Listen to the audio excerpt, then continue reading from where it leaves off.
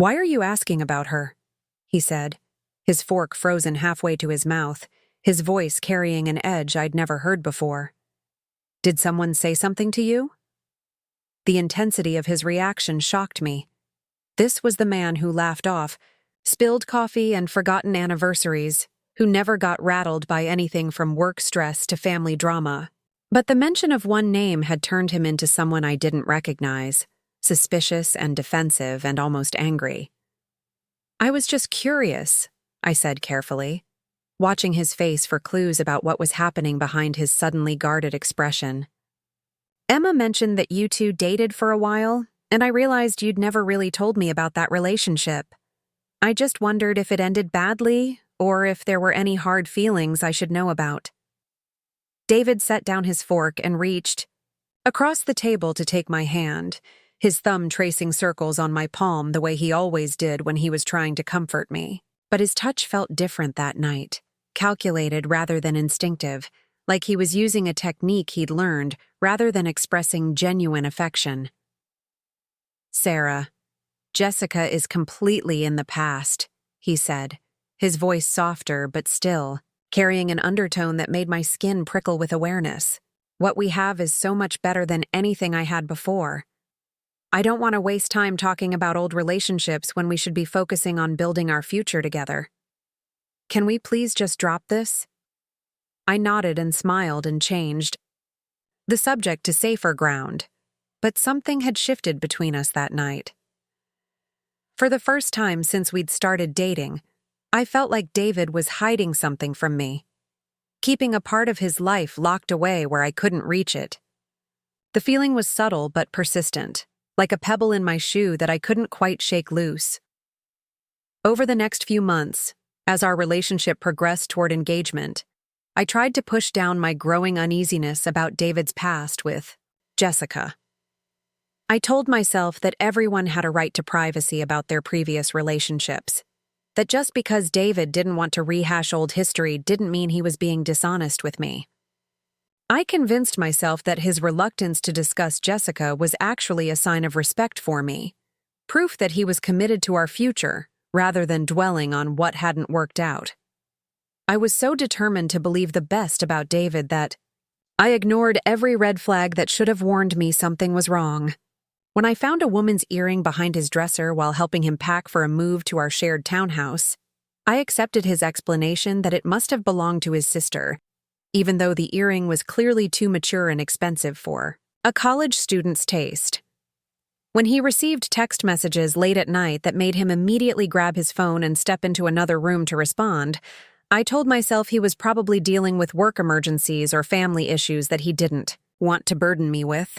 The most glaring warning sign came about 6 months before our engagement party, during what should have been one of the happiest periods of our relationship. David had just been promoted to senior marketing manager. I'd landed my biggest client, yet for the design studio, and we were finally starting to talk seriously about marriage and starting a family together. Everything seemed to be falling into place perfectly. That's when Jessica Rodriguez reappeared in our lives, though I didn't realize it at the time. David started working late more frequently, claiming that his new position required longer hours and more client dinners. He'd come home looking drained and distracted, giving me quick kisses on the forehead before heading straight to the shower, and then falling into bed without the long conversations that used to end every day. "Are you okay?" I asked him one evening after he'd barely touched the dinner I'd spent an hour preparing, one of those elaborate meals I made when I was trying to reconnect with someone who felt like they were slipping away from me. "You seem really stressed lately. Is everything all right at work?" David looked up from his phone, where he'd been typing a message while I talked, and gave me that same calculated smile he'd used when I'd asked about Jessica months earlier. "Just the usual corporate drama, babe. Nothing for you to worry about." I never thought the most humiliating moment of my life would happen in front of 75 of our closest family and friends at the Riverside Country Club, with jazz music playing softly in the background and string lights twinkling like stars above our heads. The evening air in Austin was perfect, warm but not humid, carrying the scent of jasmine from the gardens that overlooked Lady Bird Lake. Everything was picture perfect until Jessica Rodriguez walked through those mahogany doors. In a flowing red dress that hugged her curves, her dark hair cascading over her shoulders like silk, and a smile that could cut glass. Before we jump back in, tell us where you're tuning in from, and if this story touches you, make sure you're subscribed, because tomorrow, I've saved something extra special for you. I was standing near the dessert table, laughing with my sister, Rachel, about how our grandmother had already asked me 3 times when we were planning to have children, when I noticed the sudden hush that fell over the crowd. Conversations stopped mid-sentence. Champagne glasses froze halfway to lips. Even the jazz quartet seemed to play more quietly, as if sensing the shift in the atmosphere. I turned to follow everyone's gaze and felt my stomach drop to my feet. David's ex-girlfriend, the woman he'd dated for 2 years before we met, was walking directly toward the center of our engagement party with the confidence of someone who owned the place. She moved through the crowd like Moses parting the Red Sea, and I watched in slow motion as she approached the small stage where David was chatting with his groomsmen. Her heels clicked against the polished wooden floor with a rhythm that sounded like a countdown to disaster. Jessica took the microphone from the jazz singer's stand without asking permission, her manicured fingers wrapping around it like she was claiming a prize. The music stopped completely. 75 pairs of eyes focused on her with the intensity of spotlights, and I felt my heart begin to race so fast I thought it might burst from my chest. David's face went white as printer paper when he saw her, his mouth opening and closing like a fish gasping for air. Then she spoke, her voice carrying across the silent room with crystal clarity that would haunt my dreams for months to come. "I'm so sorry to interrupt this beautiful celebration, but I have something very important to share with everyone here tonight. David, honey, you never returned my calls, so I thought this might be the perfect opportunity to let you know that you're going to be a father. I'm 3 months pregnant with your baby." The collective gasp from our guests sounded like a small explosion. My mother's wine glass slipped from her fingers and shattered against the marble floor, the sound echoing through the stunned silence. David's mother, Linda Chen, made a noise that was somewhere between a sob and a scream, her hand flying to cover her mouth. I felt the world tilt sideways, as if someone had picked up the country club and given it a violent shake. "My name is Sarah Mitchell, and I'm 26 years old, though I feel like I've aged about 10 years since that May evening 6 months ago. I live in Austin, Texas, where I run my own graphic design studio downtown, creating brand identities for local businesses and tech startups. Or at least, I used to run it successfully before my entire world imploded in front of half the city's social elite.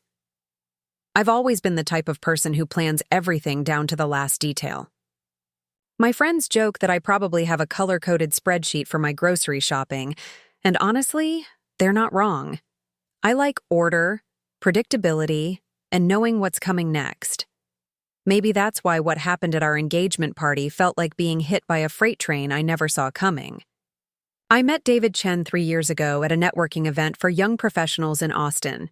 He was standing by the coffee station looking absolutely miserable in his perfectly pressed navy suit, trying to balance a tiny plate of appetizers while juggling his business cards and a steaming cup that was clearly too hot to hold comfortably.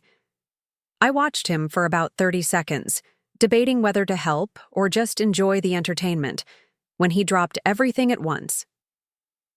Business cards, scattered across the floor like confetti, the plate crashed down and hot coffee splashed across his white dress shirt. Instead of getting flustered or angry like most people would, David started laughing. Not a nervous, embarrassed laugh, but genuine amusement at his own clumsiness. He looked up at me with these warm brown eyes and said, "Well, that's one way to make an impression. I don't suppose you have a spare shirt in that purse?" His smile was crooked and completely unguarded, and something in my chest fluttered like butterfly wings. I helped him clean up the mess, gave him my business card, and suggested he might want to invest in a coffee cup with a handle that wasn't designed for doll hands. He texted me before I even made it to my car that night, asking if I'd like to grab coffee the next day, somewhere with reasonably sized cups and no networking pressure. Our first date lasted 7 hours. We talked about everything from our families to our dreams to our mutual obsession with finding the perfect breakfast taco in Austin. By the time he walked me to my door, I was already half in love with his kindness, his ambition, and the way he listened like every word I said mattered. David worked as a marketing manager for a sustainable energy company, the kind of job that made him light up when he talked about making a real difference in the world. He was passionate about environmental issues, loved hiking the trails around Austin, and could cook exactly 3 dishes really well, which he proudly prepared for me in rotation during our first few months of dating. He was also incredibly close to his family, especially his mother Linda, who had immigrated from Taiwan with David's father Robert when David was just a baby. The Chen family welcomed me with open arms from the very beginning. Linda would invite me to their Sunday dinners in their beautiful home in Westlake Hills, teaching me to make dumplings and sharing stories about David's childhood that made him blush and protest in equal measure. Robert would show me his elaborate garden and explain the symbolism behind each plant he'd chosen. They made me feel like I belonged, like I was already part of their family before David and I had even said we loved each other. I should have known something was different about David's relationship history when he rarely talked about his past girlfriends. Most people have stories, funny anecdotes about awkward dates or lessons learned from relationships that didn't work out.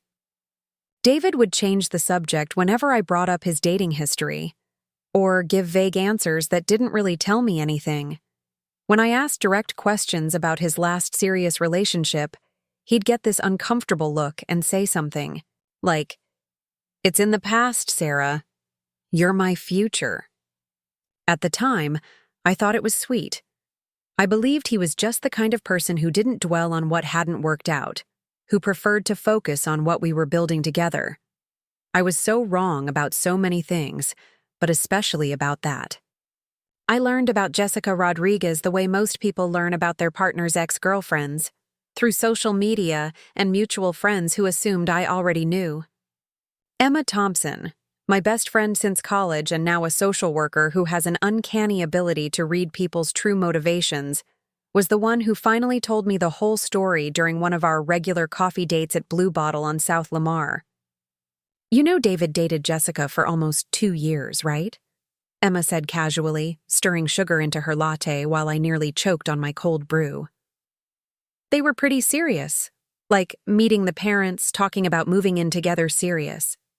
I'm surprised he hasn't mentioned her." Emma went on to explain that Jessica Rodriguez was a nurse at Austin Regional Medical Center, beautiful and intelligent and well-liked by everyone who knew her. She and David had been the golden couple in their social circle, the pair that everyone expected to get engaged first. They'd dated all through David's last year of graduate school and into his first job, attending charity events together and posting couple photos that got hundreds of likes on Instagram. "What happened between them?" I asked, trying to keep my voice casual while my mind raced through every conversation David and I had ever had about relationships. How had this never come up? How had he managed to completely erase 2 years of his life from our discussions about our pasts? Emma shrugged, but her expression was troubled. "Nobody really knows for sure.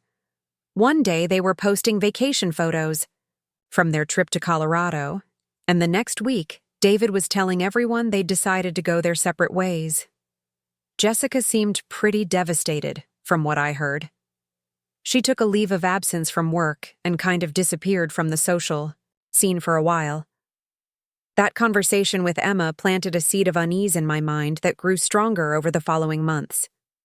I started noticing things I'd previously overlooked, like how David would quickly close his laptop if I walked into the room while he was on social media, or how he'd developed a habit of keeping his phone face down on restaurant tables during our dates.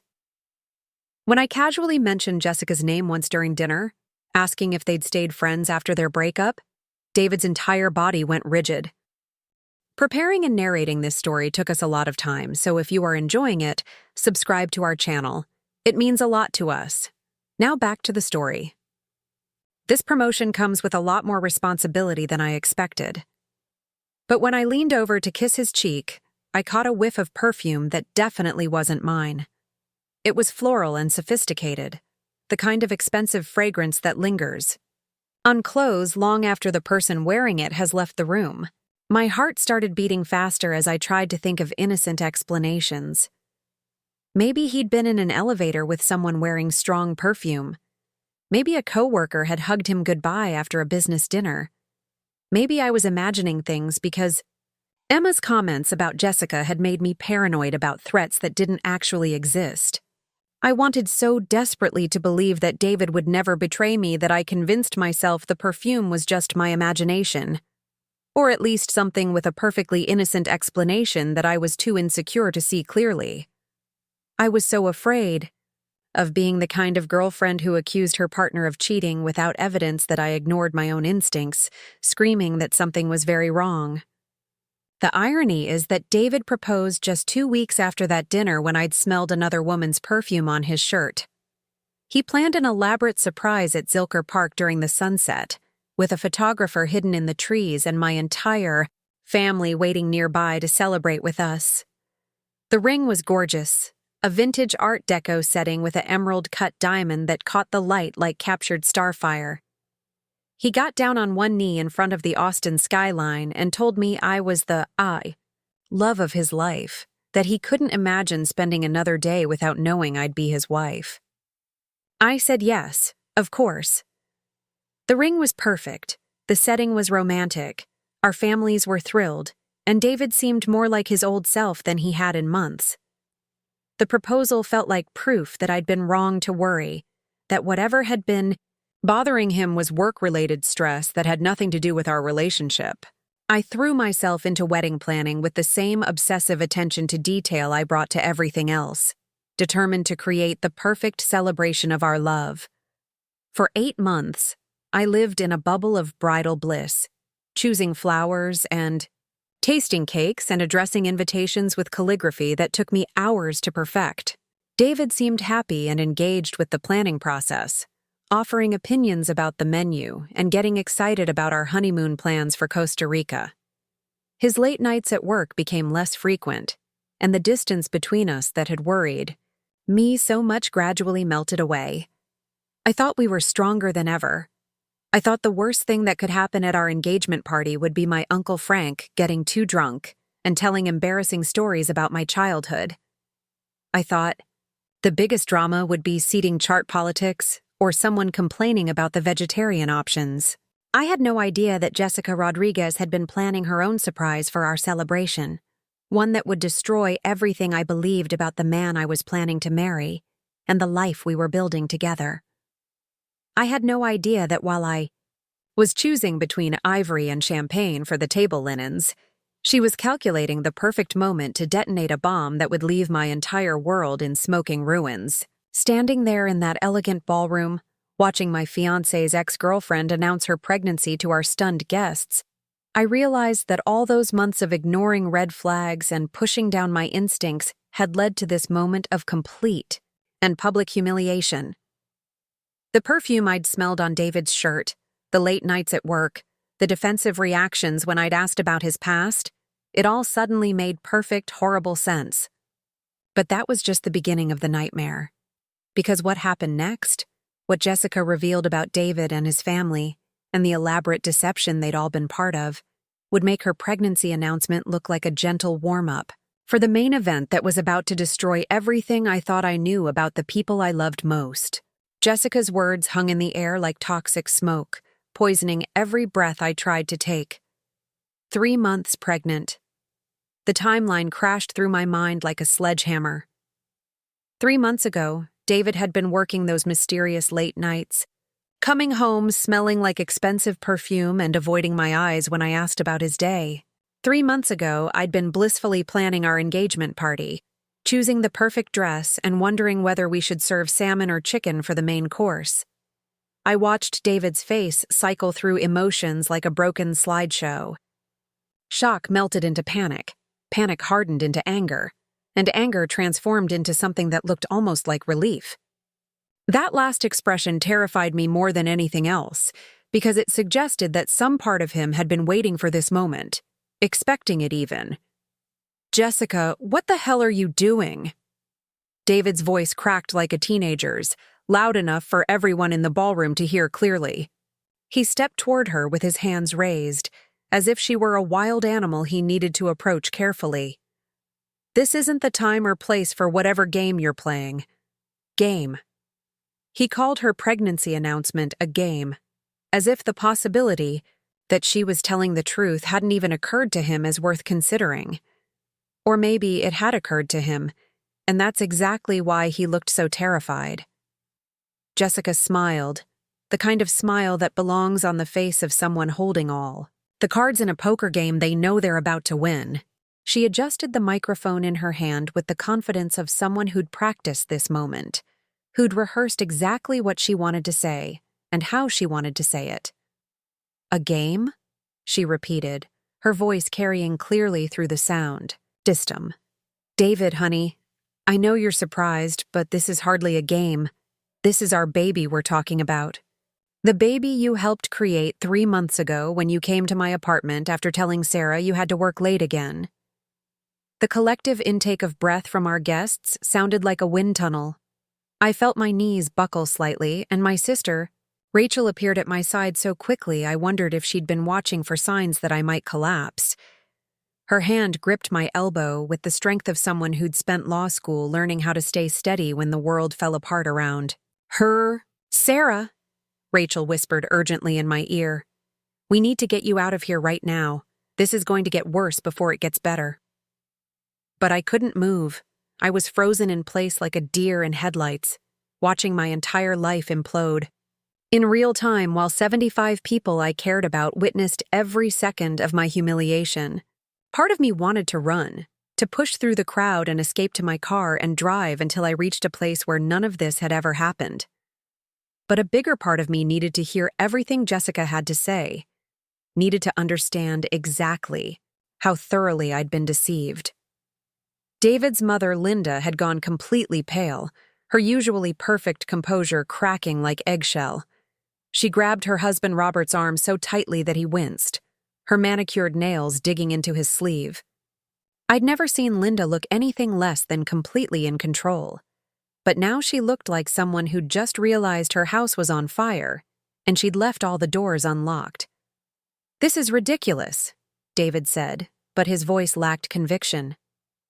He sounded like someone reading lines from a script he didn't quite believe. "Jessica, you're clearly having some kind of breakdown. Sarah, don't listen to this. She's been trying to cause problems between us for months." Months. The word hit me like a physical blow. If Jessica had been trying to cause problems for months, that meant David had been in contact with her for months. It meant he'd been lying to me about more than just a few late nights at work. It meant our entire engagement period had been built on deception. "Oh, David," Jessica said, shaking her head with mock sympathy. "Still trying to gaslight the women in your life, I see. But I think Sarah deserves to know the truth, don't you? She deserves to know about all those text messages you've been sending me, all those times you showed up at my door crying about how trapped you felt, how you wished you'd never proposed because you realized you still loved me." The room erupted. In whispers and gasps, I heard my grandmother's voice cutting through the chaos, asking someone loudly what gaslighting meant and whether she should call the police. Emma Thompson pushed through the crowd toward me, her social worker instincts kicking in as she assessed the situation and calculated the best way to protect me from further emotional damage. "Sarah, we're leaving," Emma said firmly, reaching for my other arm. "Whatever this is, you don't need to hear it in front of an audience." But Jessica wasn't finished. She raised her voice above the growing murmur of shocked conversations, commanding attention like an actress who'd been waiting her whole life for this starring role. "I have proof," she announced, pulling her phone from her purse with a flourish. "Text messages, photos, voice recordings. David, should I share some of those voice messages you left me at 2 a.m, telling me how much you missed me? Should I read the texts where you said marrying Sarah was the biggest mistake you'd ever made, but you couldn't figure out how to get out of it without destroying your reputation?" The phone in her hand looked like a weapon, loaded with ammunition that could obliterate whatever remained of my dignity. David lunged toward her, desperation making him clumsy and obvious. "Give me that phone, Jessica. You're not thinking clearly." She danced backward, holding the phone above her head like a trophy. "Oh, I'm thinking very clearly. Clearer than I have in months. Because I'm tired of watching you lie to that poor girl while you sneak around behind her back, telling me you love me and begging me to take you back." My legs finally gave out completely. Rachel and Emma caught me between them, supporting my weight as I struggled to process what I was hearing. David had been begging Jessica to take him back. While I was tasting wedding cakes and addressing invitations in my careful calligraphy, he'd been crying on his ex-girlfriend's doorstep about how trapped he felt. The jazz quartet had long since stopped playing, their instruments abandoned as they watched the drama unfold like everyone else in the room. The string lights that had seemed so magical when I'd first walked into the venue now felt like spotlights illuminating my shame for everyone to witness. The scent of jasmine from the gardens that had perfumed the air so sweetly now made me nauseous. "David," I said, my voice barely audible even with the room's sudden quiet. "Is it true?" He turned toward me with eyes that were wild with panic and something that might have been guilt. For a moment, I thought he might tell me the truth, might finally stop the elaborate performance he'd been giving for months and admit what he'd really been doing while I planned our future together. Instead, he chose to double down on the lies. "Sarah, baby, you know me better than this," he said, his voice taking on the cajoling tone he used when he wanted to convince me of something I had doubts about. "Jessica is clearly unstable. She's been harassing me ever since we got engaged, trying to break us up because she can't accept that I've moved on. This pregnancy claim is just her latest, desperate attempt to destroy our relationship." But even as he spoke, I could see the truth written across his face like breaking news on a billboard. The way his eyes darted between Jessica and the exits, calculating whether he could still escape this situation with his reputation intact. The way his hands shook slightly as he gestured, betraying the calm facade he was trying to maintain. The way he kept glancing at his mother, as if looking for guidance on how to handle a crisis he couldn't talk his way out of. Jessica laughed, a sound like breaking glass that made several guests flinch. "Harassing you? David, you came to my apartment last Tuesday. You brought wine and told me you were going to call off the engagement after the party because you couldn't go through with marrying someone you didn't love. Last Tuesday, I'd been at a final dress fitting that evening, spending 2 hours with the seamstress making sure every detail was perfect. I'd come home excited to show David photos of how beautiful the alterations looked, only to find him passed out on the couch with an empty beer bottle on the coffee table. He'd told me he was exhausted from a particularly difficult day at work. "You're lying," David said, but his voice cracked again, and I could see sweat beading on his forehead despite the pleasant temperature in the ballroom. "Am I?" Jessica held up her phone again, this time swiping to what looked like a photo. "Should I show everyone the picture you took of us together on my couch? The one where you're kissing my neck while I'm wearing nothing but your old college t-shirt?" The room fell silent, except for the sound of my grandmother audibly gasping, and my mother making a choking noise that might have been a sob. I felt like I was watching this scene from outside my body, like I was floating somewhere near the ceiling, looking down at the destruction of everything I'd believed about my life. David's face went completely white, confirming Jessica's claims, more effectively than any confession could have. "Jessica, please," he said, and now his voice was openly pleading. "Think about what you're doing. This isn't just about us. You're hurting innocent people." "Innocent people?" Jessica's voice rose to a pitch that made the microphone squeal with feedback. "Like Sarah, you mean? The innocent person you've been lying to for 8 months? The innocent person who's been planning a wedding to a man who told me just last week that he was only marrying her because breaking up now would be too complicated and expensive. Too complicated and expensive." Those words hit me like a physical blow, knocking the remaining breath from my lungs. I wasn't the love of David's life. I wasn't his soulmate or his future or any of the things he'd whispered to me during quiet moments over the past 3 years. I was a complication he couldn't figure out how to resolve without damaging his reputation or losing money on wedding deposits. Emma's arm tightened around my waist as she felt me sway.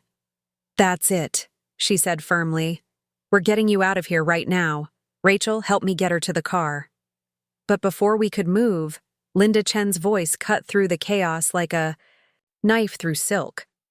"Enough," she said, her tone carrying the authority of someone who'd spent decades managing classrooms full of unruly children. "This is completely inappropriate. Jessica, whatever issues you have with my son, this is not the time or place to air them."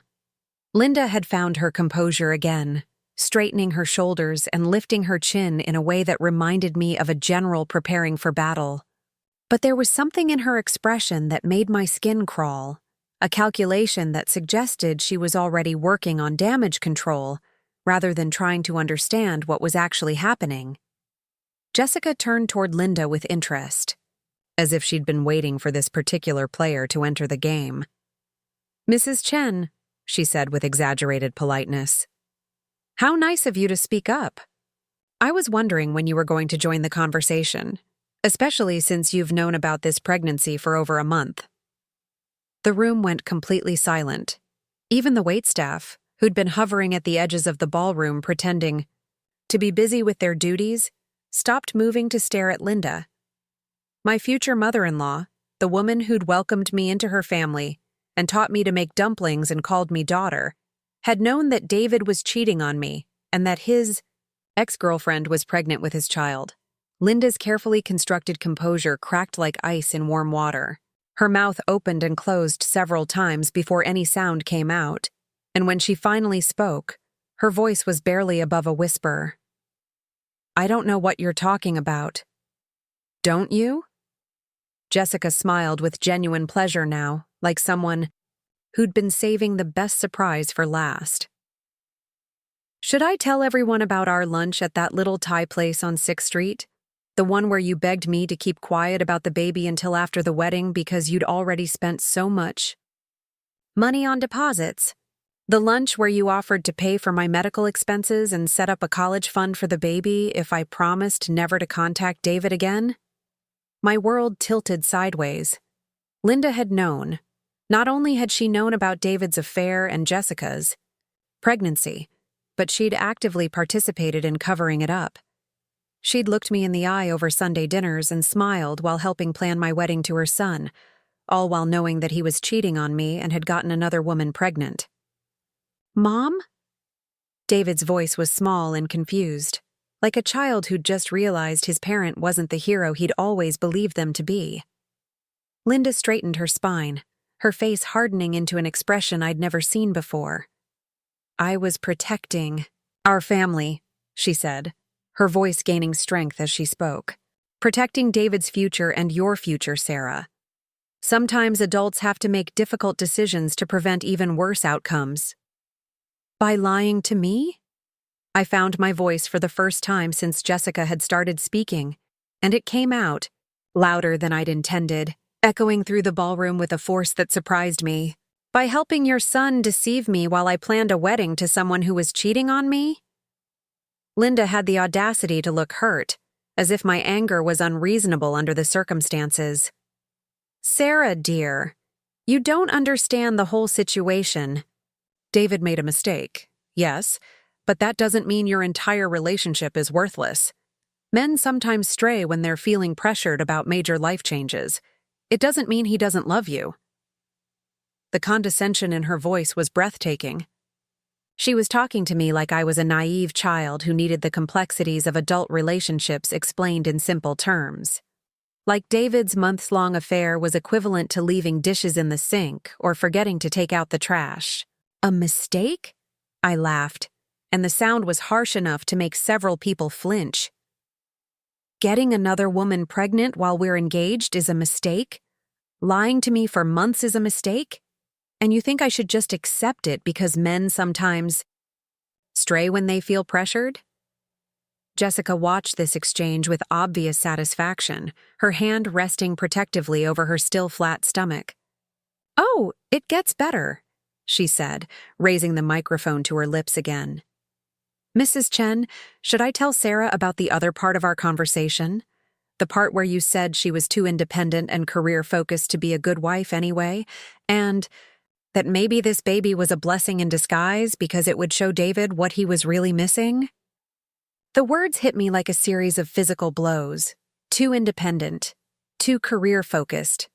Linda had smiled to my face while I'd shown her pictures of possible wedding venues, had helped me choose flowers and discussed menu options, all while believing that I was fundamentally unsuitable for her son and that his affair might actually be good for him.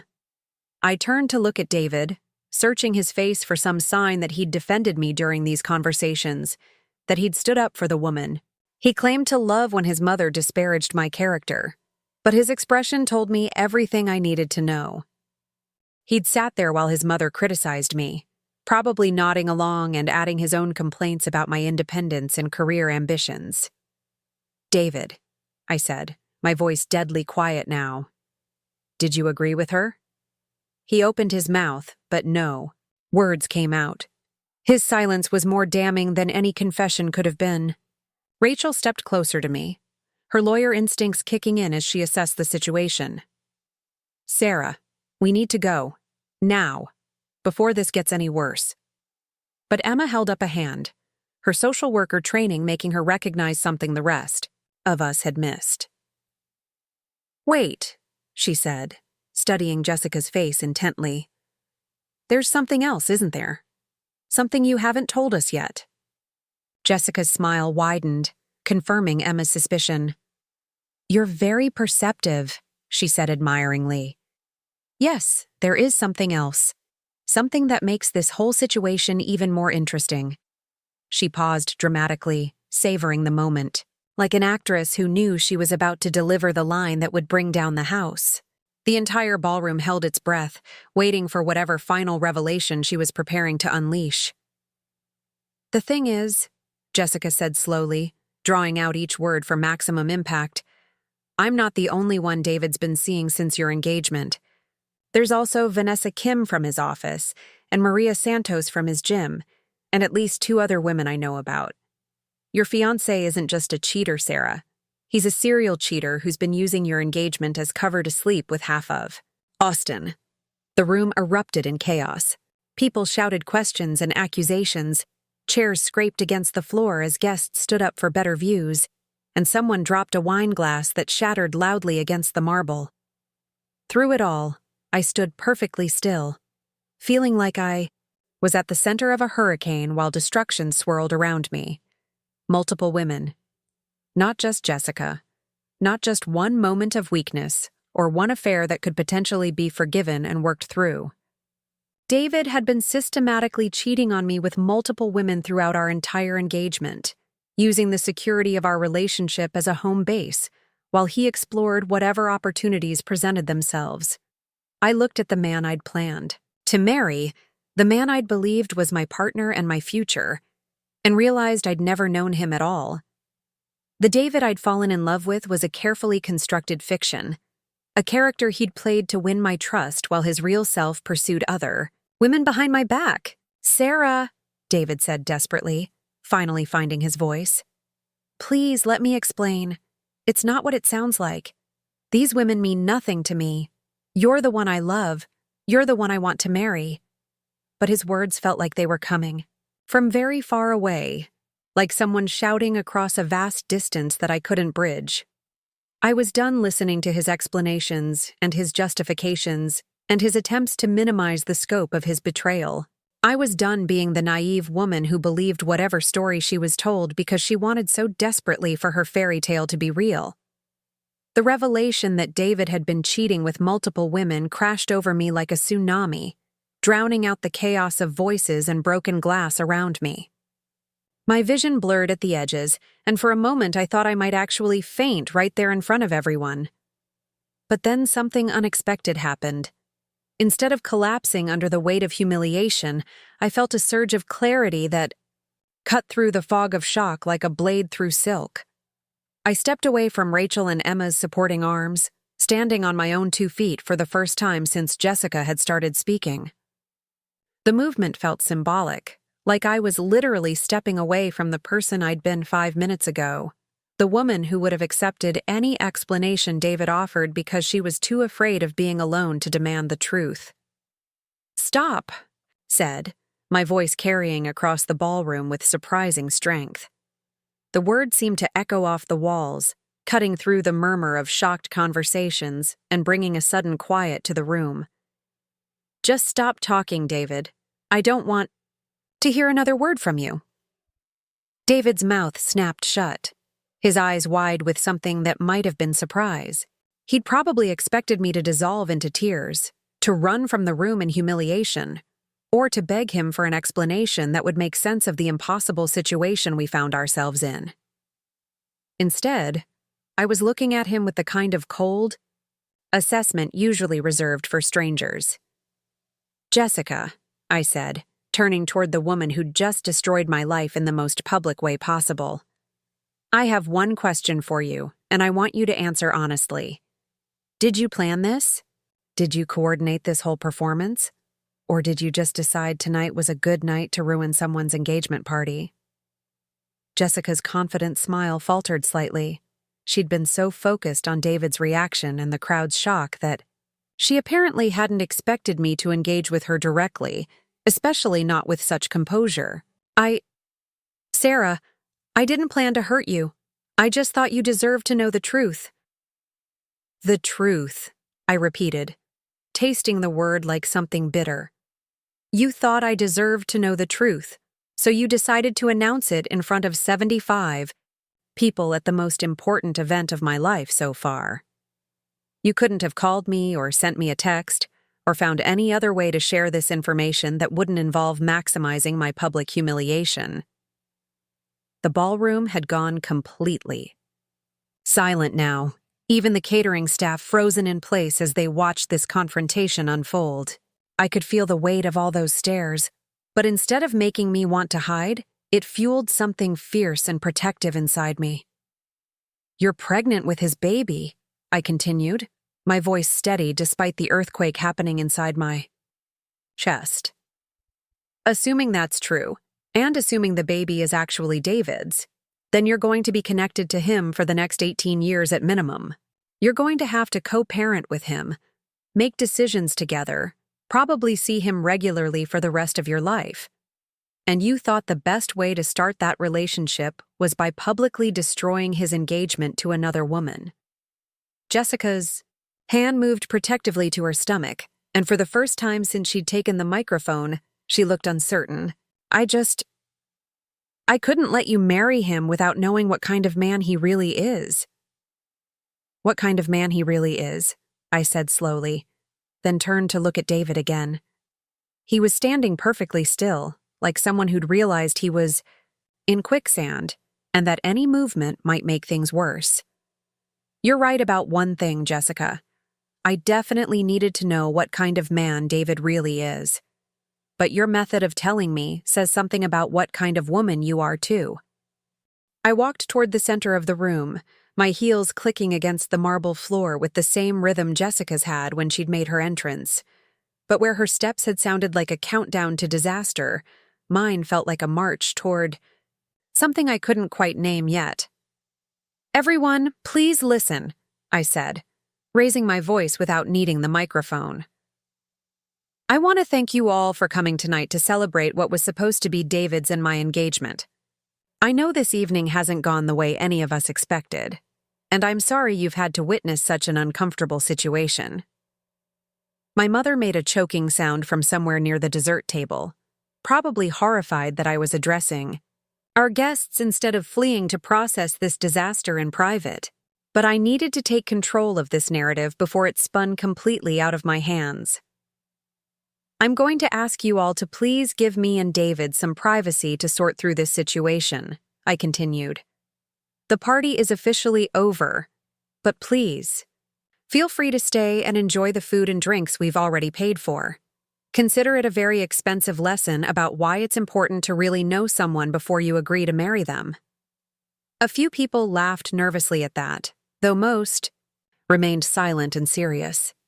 I could see my grandmother dabbing at her eyes with a handkerchief, and my Uncle Frank looked like he wanted to punch someone, though I wasn't sure if his target was David or Jessica. "Sarah," David said urgently, stepping toward me. "Please, we need to talk privately. There are things you don't understand, explanations I can give you if you'll just listen." I held up a hand to stop him from coming any closer. "Oh, we're definitely going to talk, David. But first, I have some questions for Jessica that I think deserve answers." I turned back toward the woman who was still holding the microphone like a weapon, though her confidence had visibly deflated over the past few minutes. "You said you have proof. Text messages, photos, voice recordings. I want to see all of it." Jessica blinked in surprise. You want to see the evidence?" "Every piece of it," I confirmed. "If you're going to blow up my life, I want to know exactly what you're basing your claims on. I want to see the messages, hear the recordings, understand the timeline of everything that's been happening behind my back." David made a sound of protest, but I ignored him completely. "Jessica, you owe me that much. You owe me the complete truth, not just the dramatic highlights you chose to share with an audience." Jessica looked around the room, suddenly seeming to realize that her moment of triumph had shifted into something more complex and uncomfortable. "Sarah, maybe we should do this somewhere private." "No," I said firmly. "You made this public, so we're going to resolve it publicly. Show me the evidence, or admit that you're lying about at least some of what you've claimed." The challenge hung in the air between us like a gauntlet thrown down. Jessica looked at David, then at Linda, then back at me, clearly calculating whether she was prepared for the level of scrutiny I was demanding. "Fine," she said finally, her thumb moving across her phone screen. "But you're not going to like what you see." She handed me the phone, and I found myself looking at a text conversation between her and a number I recognized as David's. The messages were exactly as damning as she'd claimed. There were hundreds of them, stretching back months, filled with intimate conversations and arrangements to meet. I scrolled through them with a steady hand, my expression never changing even as each message confirmed another piece of Jessica's story. "David, is this your phone number?" I asked, showing him the screen. He nodded miserably, apparently having given up any pretense of denial. I continued scrolling, reading messages where David complained about feeling trapped by our engagement, where he told Jessica he'd made a mistake proposing to me, where he begged her to take him back and promised to end our relationship after the wedding because it would be too complicated to cancel everything now. "Here's an interesting one," I said aloud, reading from the screen. "David to Jessica, sent last Thursday at 11:37 p.m. I can't stop thinking about you. Sarah is upstairs planning seating charts for a wedding I don't even want anymore. I should have never let you go. I love you, not her." The collective intake of breath from our remaining guests sounded like a small explosion. I looked up at David, whose face had gone completely gray. "Last Thursday," I said conversationally. "I was indeed upstairs working on seating charts. You came up around midnight and asked if I needed help, and I told you I was almost finished. You kissed me goodnight and said you loved me. Were you thinking about Jessica when you said that?" David opened and closed his mouth several times, but no sound emerged. What could he possibly say that would make any of this better? I handed the phone back to Jessica and turned to address the room again. "I think I've seen enough to confirm that Jessica is telling the truth about David's infidelity. What I'm still trying to understand is why she chose to handle this situation the way she did." "Sarah," Jessica said, her voice smaller now than it had been when she'd first taken the microphone. "I know this seems cruel, but I was trying to save you from making the biggest mistake of your life." "By making the biggest mistake of mine?" I asked. Because that's what this is, Jessica. The biggest mistake of your life. You think you've won something here tonight, but what you've actually done is shown everyone in this room, including David, exactly who you are when you don't get what you want. I walked closer to her, close enough that I could see the uncertainty flickering in her eyes. You're pregnant with his baby, assuming that's true. That means you're going to have to deal with the consequences of this public spectacle for the next 18 years. Every time you have to interact with David about your child, both of you are going to remember this night. Every time you have to be in the same room with his family or his friends, they're going to remember how you chose to handle this situation. Jessica's confident facade was crumbling visibly now. I was angry, she admitted quietly. When David told me he was going through with the wedding, even though he didn't love you, I couldn't stand the thought of you living a lie. So you decided to make sure I learned the truth in the most humiliating way possible, I said. You didn't call me or send me a message or find any way to tell me privately. You waited until I was surrounded by everyone I care about and then detonated this bomb in the middle of my engagement party. I turned to look at David again, and he flinched under my gaze. But honestly, Jessica, I'm glad you did it this way. Because if you'd told me privately, I might have been tempted to try to work things out with David. I might have convinced myself that people make mistakes, that relationships can survive infidelity if both people are committed to rebuilding trust. David's eyes lit up with hope, as if he thought I was about to forgive him after all.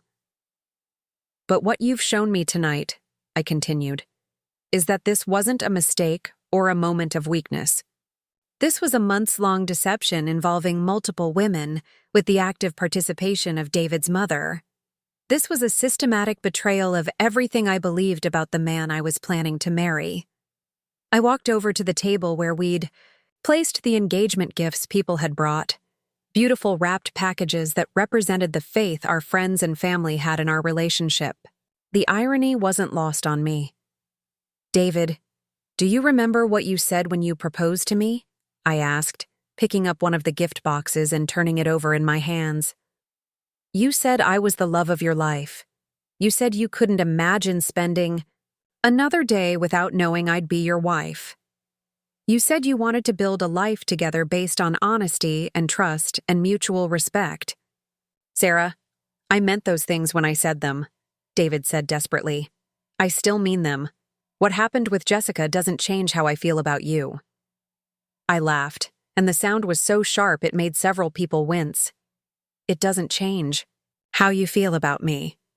David, you've been telling another woman you love her while planning a wedding to me. You've been sleeping with multiple women while I've been planning our future together. You've been complaining to your ex-girlfriend about how trapped you feel while telling me you can't wait to be my husband.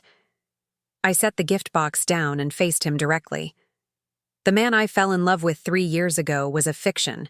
The man I agreed to marry was a character you were playing.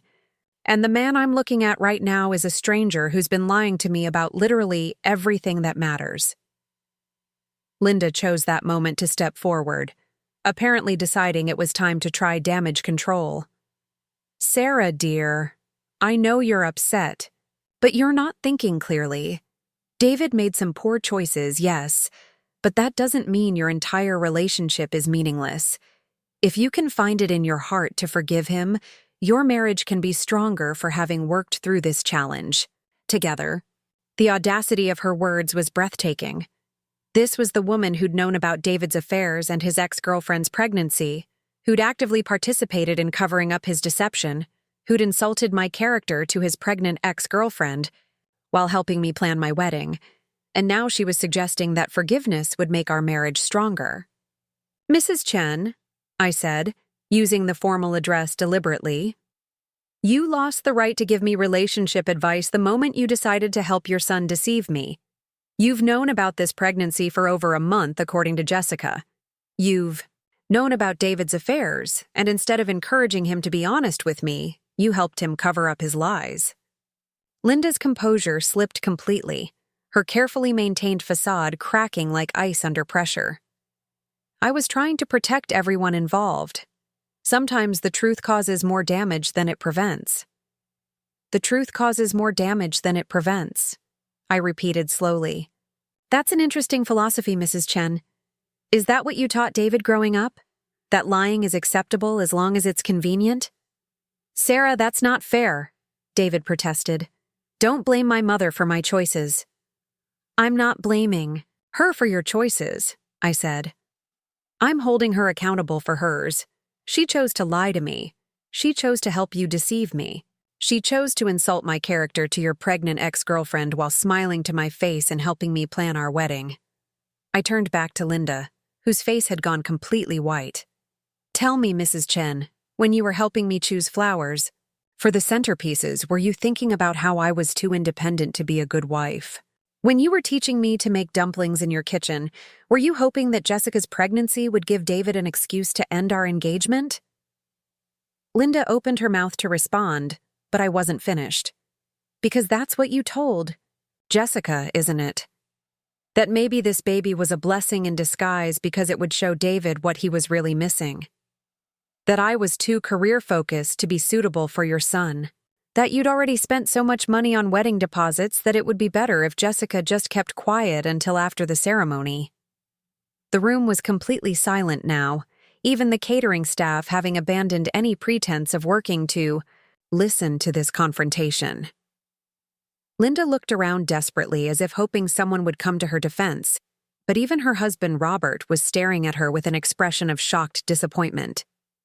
I never said those things, Linda said. Weakly, but her voice lacked conviction. Jessica held up her phone again. Would you like me to play the recording I made of our lunch conversation? I thought it might be useful to have evidence of what was discussed in case David tried to deny everything later. The final piece of the puzzle clicked into place. Jessica hadn't just been David's affair partner. She'd been methodically documenting everything, building a case that she could use to destroy our relationship when the timing suited her purposes. The pregnancy announcement, the text messages, the recorded conversation with Linda, it was all carefully orchestrated to maximum effect. You recorded your conversation with David's mother, I said, studying Jessica's face intently. You've been planning this confrontation for weeks, maybe months. This isn't about protecting me or making sure I know the truth. This is about revenge. Jessica's mask slipped completely, revealing something cold and calculating underneath. Maybe. It's both, she said. Maybe I wanted revenge on David for stringing me along while planning to marry you. And maybe I also thought you deserved to know what kind of family you were marrying into. And maybe, I said quietly, you thought that if you destroyed my relationship with David publicly enough, he'd have no choice but to come back to you. Maybe you thought that humiliating him in front of everyone he knows would somehow make him realize you were the woman he should choose. Jessica's silence was answer enough. I looked around the ballroom one more time, taking in the faces of our guests who'd come to celebrate what they thought was a happy occasion. My grandmother was crying openly now. My mother was standing with her arms wrapped around herself like she was trying to hold her world together, and my father looked like he wanted to challenge David to a duel. I think, I said finally, that everyone here has learned something important tonight about the difference between love and manipulation, between honesty and convenience, between building a relationship and performing one. I walked over to David one last time, close enough to see the desperation and panic in his eyes. David, I want you to understand something very clearly. This isn't about forgiveness or working through problems or growing stronger as a couple. This is about the fact that I don't know who you are, and I never did. The man I fell in love with doesn't exist, and I'm not interested in getting to know the real version. He reached for my hands, but I stepped back before he could touch me. Sarah, please. Give me a chance to explain everything. Let me show you that what we have is worth fighting for. What we have, I said, is nothing. What we have is built on lies and maintained through deception. What we have is a performance you've been giving for 3 years while living a completely different life behind my back. I pulled the engagement ring from my finger, the beautiful vintage piece that had seemed so perfect when he'd placed it there 8 months ago. The emerald-cut diamond caught the light from the string lights above us, sparkling like captured starfire, but it felt like it weighed nothing in my palm. "This belongs to you now," I said, placing the ring on the table next to the engagement. "Gifts. Everything about tonight, everything about our relationship, everything about the wedding we were planning. It all belongs to you now." "I'm done." The ring made a small metallic sound as it hit the table, final and definitive like a gavel ending a trial. The silence that followed stretched out like a held breath, and I could feel the weight of 75 pairs of eyes watching to see what would happen next. David stared at the ring as if it were a live grenade that might explode at any moment, his face cycling through emotions too quickly for me to track. "Sarah, wait," he said, reaching toward the ring but not quite, touching it. "You don't mean this. You're just upset, and you have every right to be. But we can fix this. We can work through this together." The word "together" hit me like a slap. Together. As if we were partners in this situation, as if his betrayal was a problem we both needed to solve rather than a choice he'd made that had destroyed everything between us. "Together?" I repeated, and my voice carried a note of disbelief that made several guests shift uncomfortably. "David, there is no together anymore. There hasn't been a together for months, apparently. There's been you living a double life and me living in a fantasy you created to keep me distracted while you did whatever you wanted." Emma stepped closer to me, her social worker instincts recognizing that I was approaching some kind of breaking point. But instead of feeling like I was falling apart, I felt like I was finally waking up from a long, confusing dream where nothing had quite made sense, but I'd been too invested in the story to question the plot holes.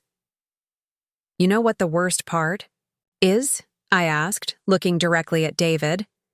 "It's not even the cheating, though that's devastating enough. It's the fact that you were planning to marry me while actively wishing you were with someone else.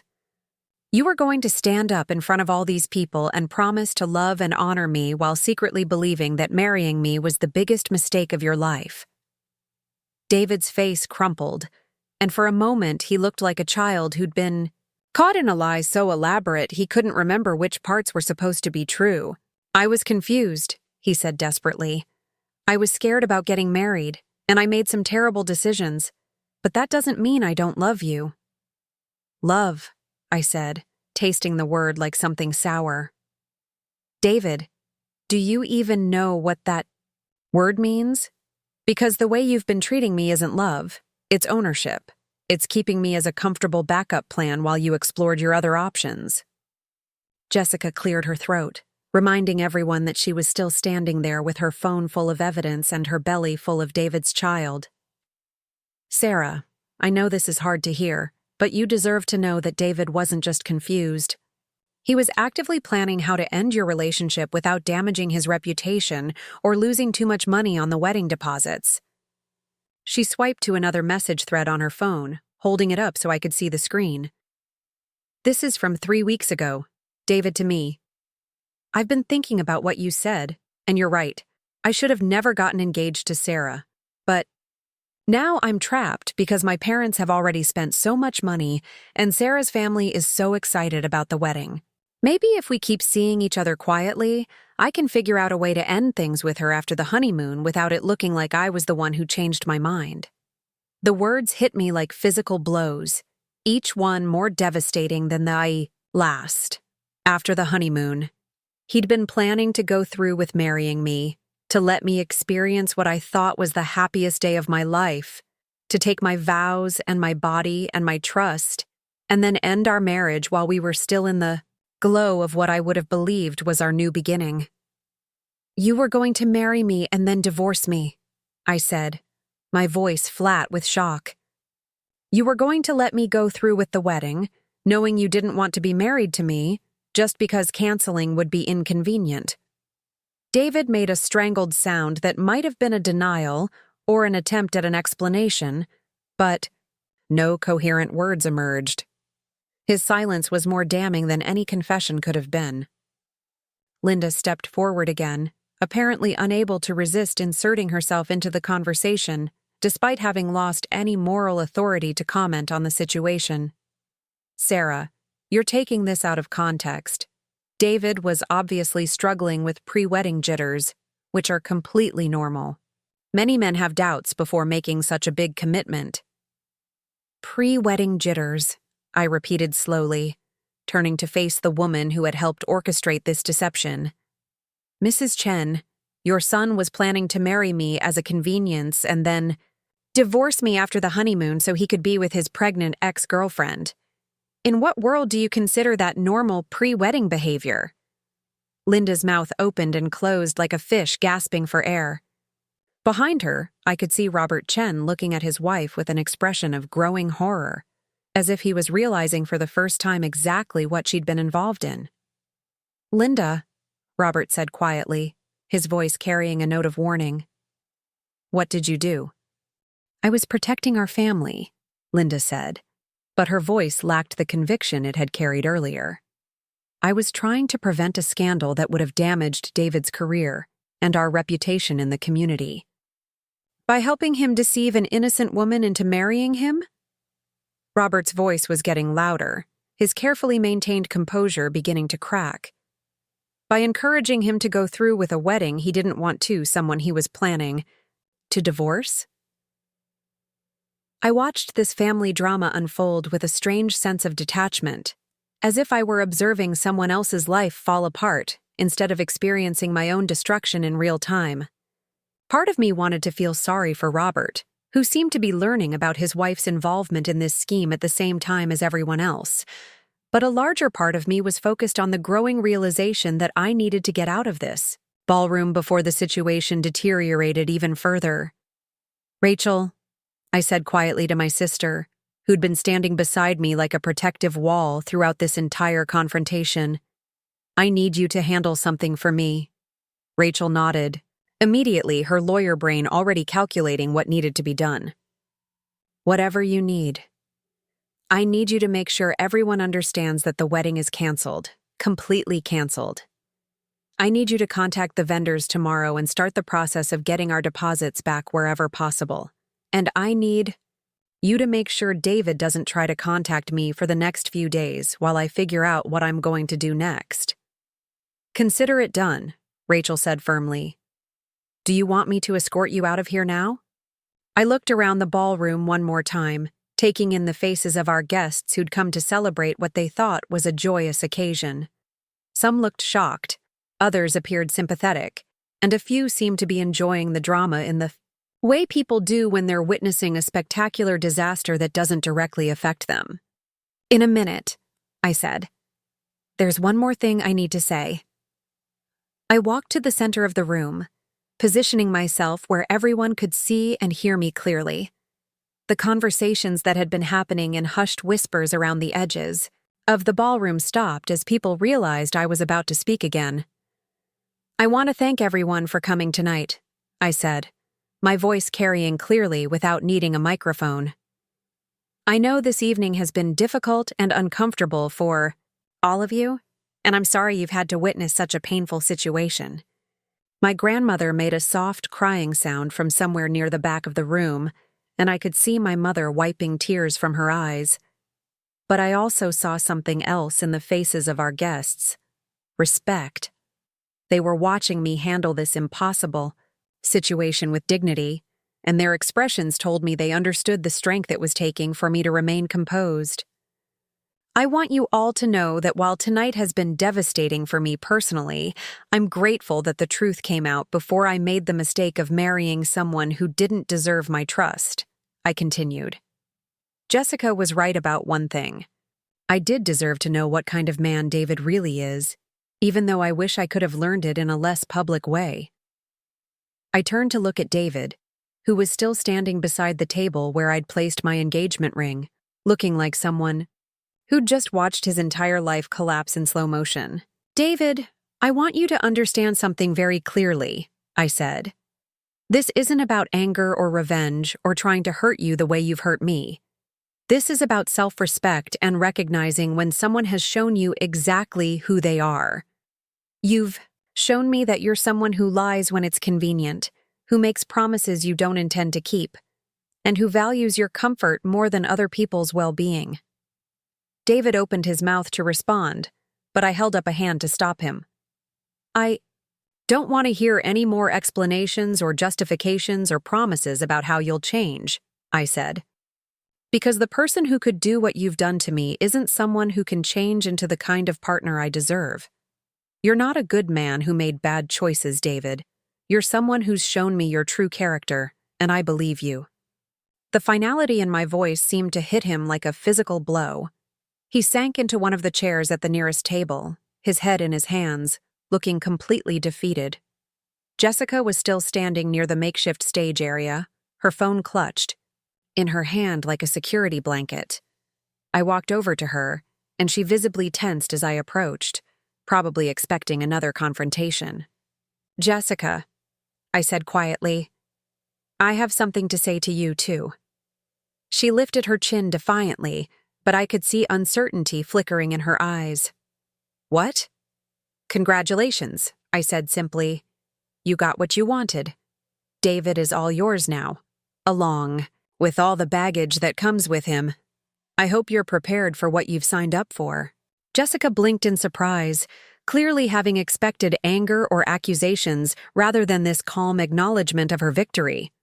You think you've won something here tonight, I continued. But what you've actually done is shown David exactly what you're capable of when you don't get your way. You've demonstrated that you're willing to publicly humiliate people to achieve your goals. You've proven that you're the kind of person who records private conversations and uses them as weapons. I could see the confidence draining from Jessica's face as she began to understand where I was going with this. David now knows that if he ever disappoints you or makes you angry, you'll use whatever ammunition you have against him, I said. He knows that you're capable of planning elaborate revenge schemes when you feel betrayed. He knows that you're willing to involve innocent people in your personal drama if it serves your purposes. Jessica's hand moved protectively to her stomach. Again, and I could see her starting to realize that her moment of triumph might have cost her more than she'd anticipated. So, congratulations on your pregnancy and congratulations on getting David back, I said. But don't expect him to trust you any more than he trusted me. And don't expect their relationship to be any healthier than ours was, because you've both shown each other exactly who you are when things get difficult. I turned away from Jessica and walked back toward my family and friends, who'd been watching this entire exchange with expressions ranging from pride to concern. Emma wrapped an arm around my shoulders as I reached her. Sarah, you've been incredible tonight, but now we need to get you out of here before you crash from the adrenaline. She was right. I could feel the artificial energy that had been sustaining me starting to fade, replaced by a bone-deep exhaustion that threatened to bring me to my knees. The shock was wearing off, and the full emotional impact of what had happened was beginning to settle over me like a heavy blanket. Rachel, can you drive me home? I asked my sister. I don't think I should be behind the wheel right now. Of course, Rachel said immediately. But maybe not to the house you share with David. Do you want to come stay with me for a few days? The house I shared with David, our carefully decorated townhouse in South Austin, full of wedding presents we'd already received and photos of our apparently fictional relationship. The thought of walking into that space filled with reminders of the life I'd thought we were building together made my stomach clench with nausea. Yes, I said gratefully. That would be perfect. As we started to move toward the exit, David suddenly stood up from the chair where he'd been sitting with his head in his hands. Sarah, wait, he called desperately. Please, just give me 5 minutes to explain. There are things you don't understand about the situation with Jessica. I paused without turning around. David, there's nothing you could say that would change what's happened here tonight. You've shown me who you are, and I believe you. That's the end of our story. But the baby might not even be mine, he said, his voice carrying a note of panic. Jessica could be lying about the paternity. She could be trying to trap me into a relationship by claiming I'm the father when it could be anyone's. The words hung in the air like a toxic cloud, and I could hear the collective intake of breath from our remaining guests. Even Linda gasped, audibly, apparently shocked by her son's willingness to publicly question the paternity of Jessica's child. Jessica whirled around to face David, her eyes blazing with fury. "Are you seriously going to stand there and suggest that I'm lying about you being the father? After all those messages where you talked about how careful we were being, how we didn't want anyone to find out about us." "I'm just saying that we should get a paternity test before we make any major decisions," David said, but his voice lacked conviction. He was grasping at straws now, looking for any angle that might give him a way out of the consequences of his choices. "A paternity test," Jessica repeated slowly, her voice dangerously quiet. "You want a paternity test." She pulled her phone out again, scrolling through what I assumed were more text messages. "Would you like me to read the message you sent me 2 weeks ago when I first told you about the pregnancy? The one where you said, and I quote, 'I know the baby is mine because we both know you haven't been with anyone else since we started seeing each other again. I'm scared about what this means for my relationship with Sarah, but I'm also excited about becoming a father with you.'" David's face went completely white. "Jessica, that's not...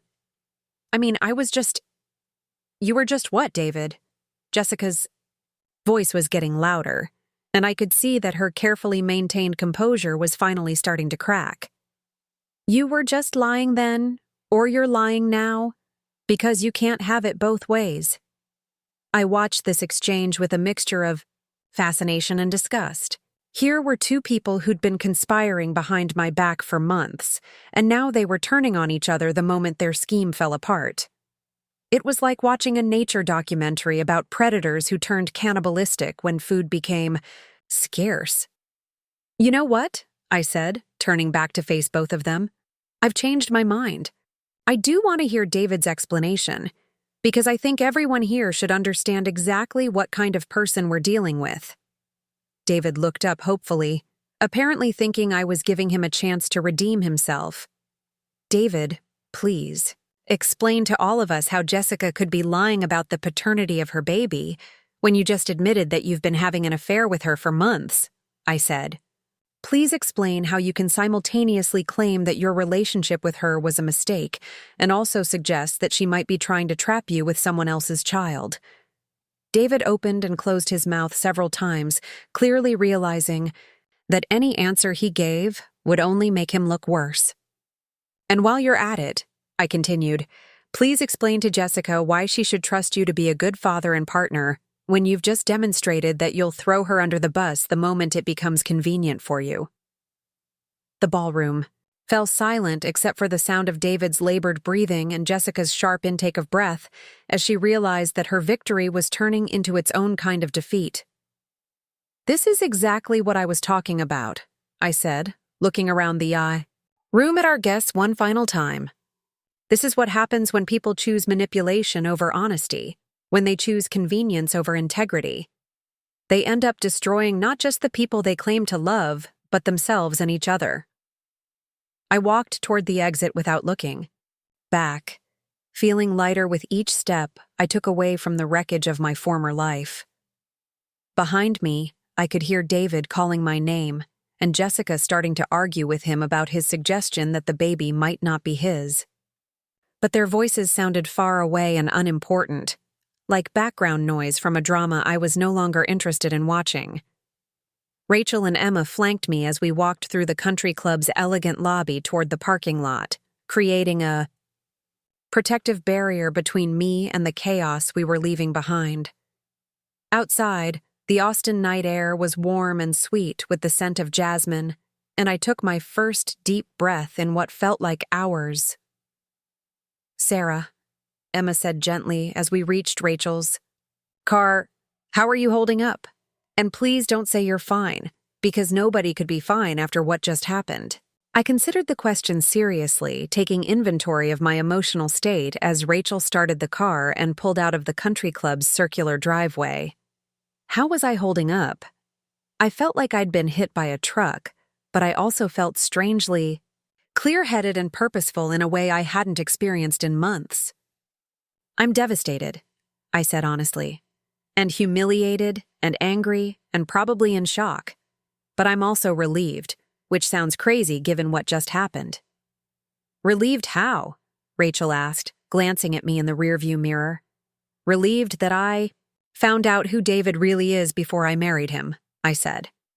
"Relieved that I don't have to spend the rest of my life wondering why I felt so unsettled in my own relationship. Relieved that I don't have to pretend that Linda's passive-aggressive comments were just cultural differences, or that David's increasing emotional distance was just work stress." I leaned my head against the cool window glass, watching the lights of Austin blur past as we drove toward Rachel's apartment. For months, I've been feeling like something was wrong, but telling myself I was being paranoid or insecure. Now I know I was right to trust my instincts. I just wish I'd trusted them sooner. "What are you going to do now?" Emma asked. It was a good question, and one I didn't have a complete answer to yet. My entire life had been structured around my relationship with David and our plans for the future. Our shared townhouse, our joint social circle, our integrated families, our planned honeymoon to Costa Rica. Everything would have to be untangled, now separated into what was mine and what was his and what had been ours. "I'm going to rebuild," I said finally. "I'm going to take my life back and make it into something that's entirely mine, based on who I actually am rather than who I thought I needed to be to make someone else happy." As we pulled into Rachel's driveway, I realized that despite everything that had happened tonight, I was looking forward to that rebuilding process. For the first time in months, maybe even years, I felt like I was about to start living my own life instead of performing a role in someone else's story. But first, I had to survive what was still to come, because I had a feeling that tonight's revelations were just the beginning of a much larger reckoning that would change everything I thought I knew about love, trust, and the difference between who people pretend to be and who they really are. The next morning arrived with the brutal clarity that only comes after a night of devastating revelations. I woke up in Rachel's guest bedroom, momentarily disoriented by the unfamiliar surroundings before the events of the previous evening crashed over me like a cold wave. The engagement party, Jessica's announcement, David's lies, Linda's betrayal, the ring on the table, the walk to the car while 75 people watched my life implode in real time. I reached for my phone on the nightstand, dreading what I might find, but knowing I needed to face whatever messages awaited me. 47 missed calls from David, 32 text messages, most of them from David, but some from mutual friends who'd apparently heard about what happened. 6 voicemails. And one message from a number I didn't recognize that made my blood run cold when I opened it. "Sarah, this is Dr. Patricia Adams from MedGenetics Lab on Research Boulevard. I received an urgent request for DNA testing services, and I understand there may be some sensitive circumstances involved. Please call me at your earliest convenience to discuss how we can help resolve this situation discreetly and professionally." DNA testing. Someone had already contacted a lab about paternity testing for Jessica's baby. I had a sinking feeling I knew exactly who had made that call, and it wasn't David or Jessica.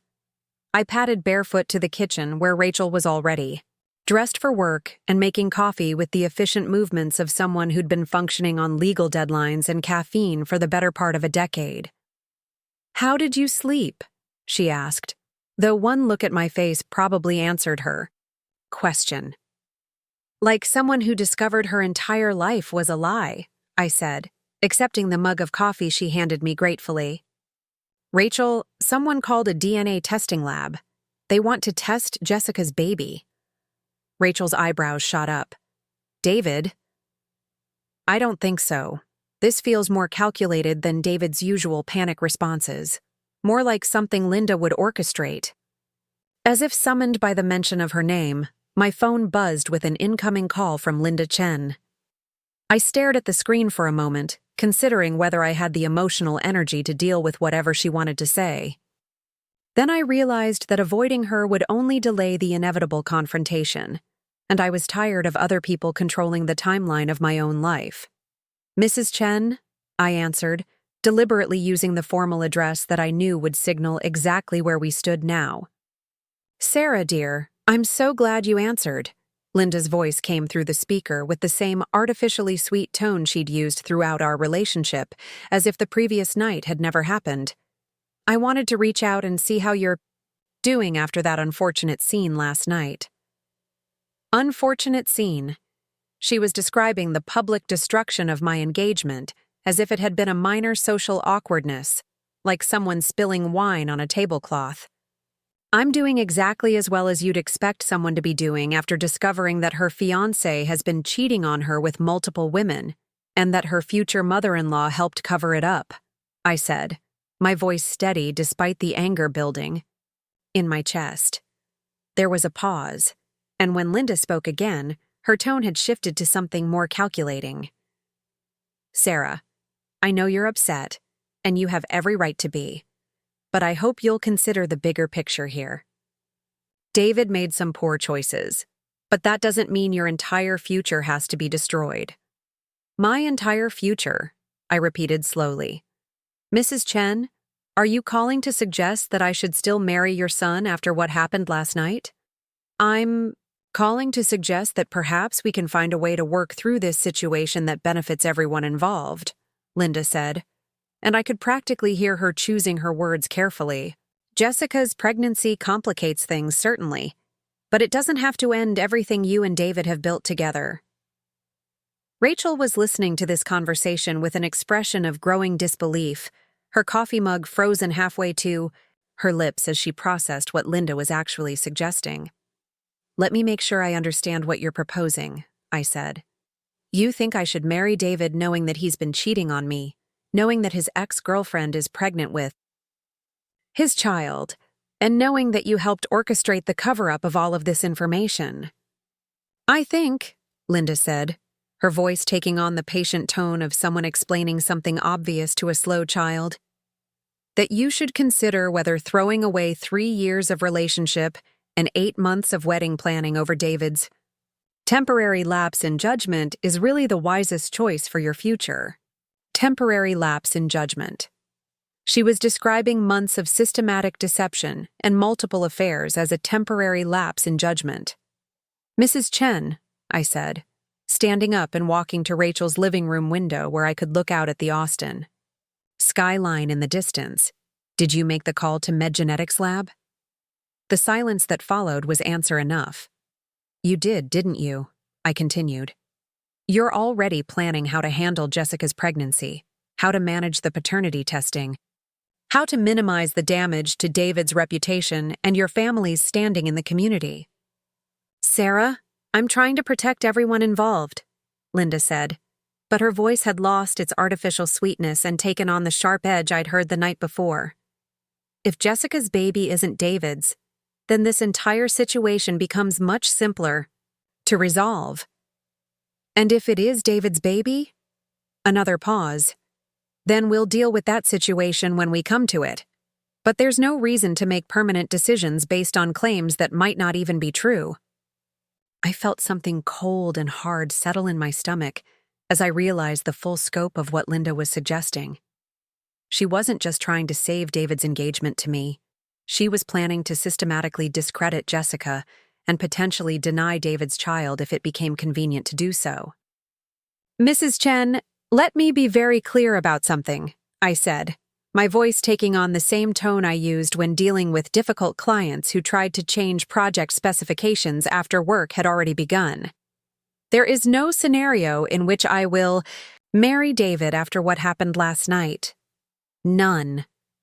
Whether Jessica's baby is his or not, whether you managed to convince people that last night was all some elaborate misunderstanding, whether David begs and pleads and promises to change, I am done with your son, and I am done with your family." "Sarah, You're being emotional and short-sighted, Linda said, and now her voice was openly condescending. You're 26 years old. Do you really think you're going to find another man like David? Someone with his education, his career prospects, his family background? Mistakes can be forgiven, but opportunities like this don't come along every day. The audacity of her words was breathtaking. She was essentially telling me that I should be grateful for the chance to marry her lying, cheating son because she didn't think I could do better. You're right, I said, surprising her. I probably won't find another man like David. I'll find someone better. Someone who doesn't lie to me for months while planning our wedding. Someone who doesn't need his mother to help him cover up his affairs. Someone who treats me like a partner rather than a convenient placeholder. Sarah, you're making a mistake. You'll regret for the rest of your life, Linda said, her voice now openly threatening. David is a good man who made some poor choices.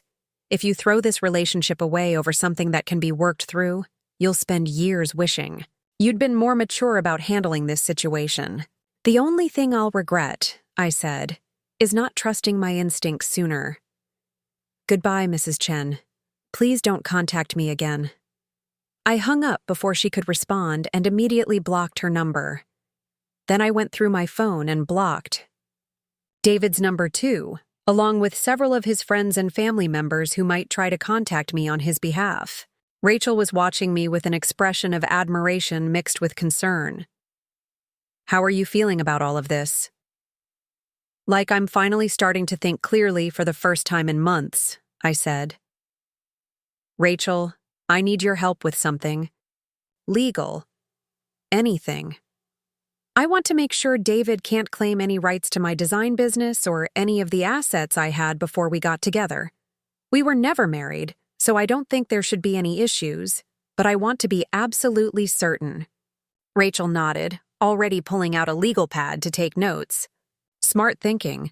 What about the house you're renting together? His name is on the lease, not mine. I'll need to get my things out, but legally I think I can just walk away. I paused, considering the practical implications of untangling a 3-year relationship. I'll need to figure out what's mine and what's his, cancel the wedding vendors, deal with the gifts we've already received. I can help with all of that, Rachel said. But first, I think you should know that Emma called this morning. She's been fielding phone calls from some of the guests who were at the party last night. My stomach clenched. I'd been so focused on dealing with David and Linda that I hadn't considered how the story of last night's disaster would spread through our social circle. What kind of phone calls? Mostly people checking on you, wanting to make sure you're okay. But also some people asking for details about what really happened, whether the accusations were true, that sort of thing. I felt a wave of nausea wash over me. By now, half of Austin probably knew that my engagement had ended in spectacular fashion, that my fiancé had been cheating on me with multiple women, that his ex-girlfriend was pregnant. The story would be told and retold, probably getting more dramatic with each iteration. There's something else, Rachel said gently. Emma said Jessica has been posting on social media about the situation. My heart sank. Of course Jessica was posting about it. This was probably the most attention she'd ever received, and she was going to milk it for everything it was worth. What is she saying? Rachel hesitated.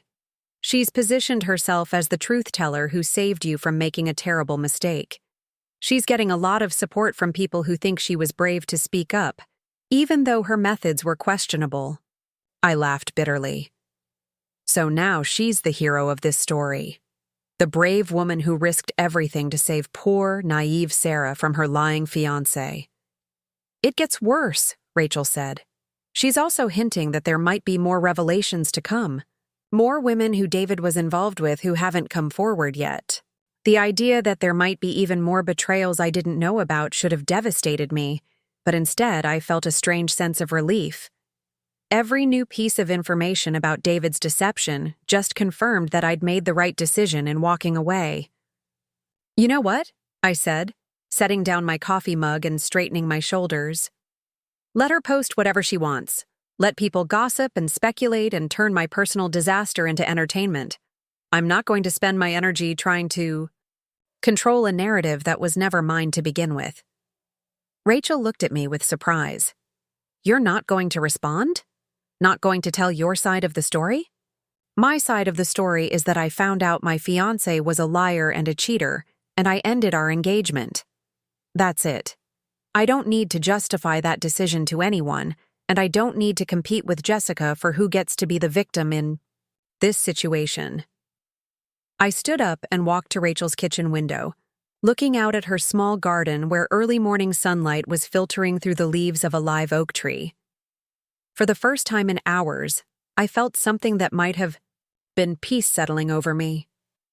I'm going to focus on rebuilding my life, I said, starting today. 2 hours later, I was standing in the driveway of the townhouse I'd shared with David, Rachel beside me for moral support, and Emma pulling up in a rented moving truck. We'd decided to get my belongings out as quickly as possible, before David came home from work and potentially created another dramatic scene. The house looked exactly the same as it had when I'd left to get ready for the engagement party just 18 hours earlier, but it felt like I was looking at a movie set for someone else's life.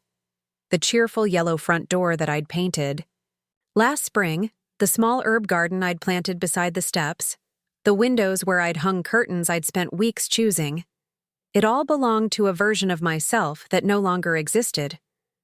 David's car wasn't in the driveway, which meant he was probably at work trying to pretend that his life hadn't completely imploded the night before. I wondered if his coworkers knew what had happened, if he was getting sympathetic looks, or if the story had already made its way through his office. I used my key to let us into the house, and immediately felt overwhelmed by the sheer volume of shared possessions that would need to be sorted through. 3 years of relationship archaeology was spread throughout every room. Photos of us on vacation, books we'd bought for each other, kitchen appliances we'd purchased together, furniture we'd chosen as a couple.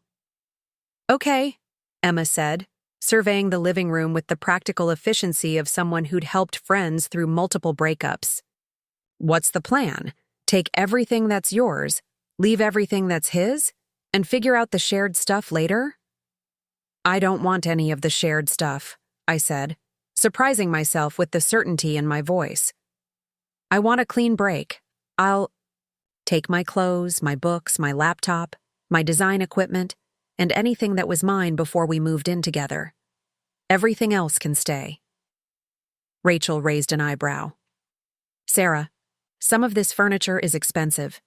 That couch you two bought together cost more than my monthly rent. I don't care, I said, and I realized I truly didn't. I want to start fresh, with things that are entirely mine, that don't have any connection to this relationship. I'd rather sleep on an air mattress in a studio apartment than sit on a couch that reminds me of the life I thought I was building with someone who turned out to be a stranger.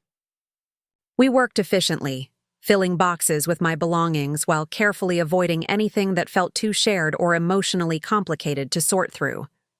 I packed my clothes, my jewelry, my extensive collection of design books and art supplies. I took the coffee maker that had been a birthday gift from my parents, the framed photos of my family and friends that didn't include David, the plants I'd been nurturing on the windowsills.